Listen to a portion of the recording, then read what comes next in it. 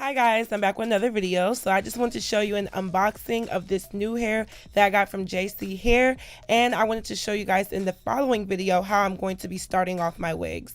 So again, this hair is from JC Hair Factory. They sent me 4 bundles and a closure of their Brazilian water wave. So I got some 18-inch bundles and some 20-inch bundles and some 22-inch bundles, and the wefts were very thick and I did get a lot of hair. So this was the closure. It came free parted, so that means there's no distinct part made by the company. You can part the hair any which way that you like.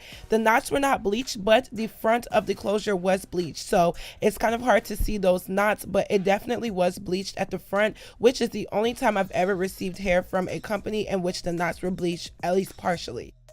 So the wefts were double wefted, which means there's more hair on the bundle to give you a fuller look, and I would always get double wefted wefts when buying hair. And the pattern of the hair and the closure definitely matched. I washed out the closure in this clip and I hadn't washed the bundles yet, but they matched perfectly.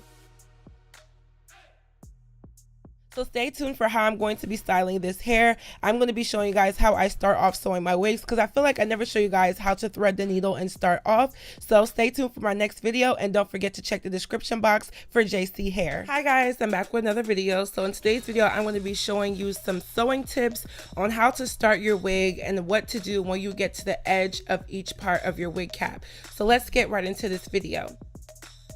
So in the previous video, I showed you that this hair was from JC Hair. So we're going to get started with our mannequin head, and then you want to have your dome style wig cap, and you're going to just apply that onto your mannequin head, and you want to make sure that you have it all secured down nice and tight. So zooming in, I'm going to show you guys that I always start on the side of the hair. So I used to start right from the back of the nape, but I realized if you want a full voluminous look from all around your head, you want to make sure that you start on the sides of the hair. This is just how I make all my wigs, but it's completely personal preference. So go ahead and get a curved needle, because they're so much easier to work with, and thread the needle. So you're going to put that needle right at the edge, about where your ear would be when you have your wig on. And then you're going to thread that into the weft. So I always double weft the first 2 bundles if I'm working with 4 bundles, so I can get more volume. So you're going to see that I put both of the wefts together, and then I went ahead and threaded it through. So by making that first stitch without the hair at first, that just serves as an anchor, so that when you start sewing the hair, it has something to adhere onto. And then you're going to continue to sew around the wig cap. So when I sew, I never sew directly through the elastic. I just lift up a little piece of the mesh elastic of the wig cap. That way that you're making sure that your wig stays stretchy. If you sew all the way through, it may not be as stretchy when you go to put it on, especially around the perimeter where most of the elastic is. So I'm just going around the perimeter, and I always sew through my wefts. Some people say this is increasing shedding, but it doesn't increase shedding for me. I think it's just a lot easier and a lot more sturdy for when you're constructing your wigs and having the hair stay on. So when you get to the edges of your hair, you're going to sew until you get to that final edge, and you're going to flip the hair. This is called the flip over method. That way you're not cutting the tracks.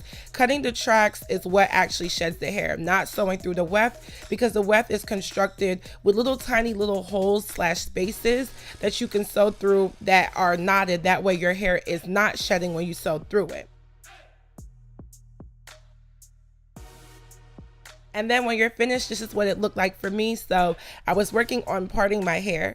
And then this is what the wig looked like when it was all done. So I did this back and forth. In one of my future videos, I'm going to show you how to sew on the closure. If you guys want to see that, just let me know in the comment section. I bleached the knots so that the hair had a natural parting space.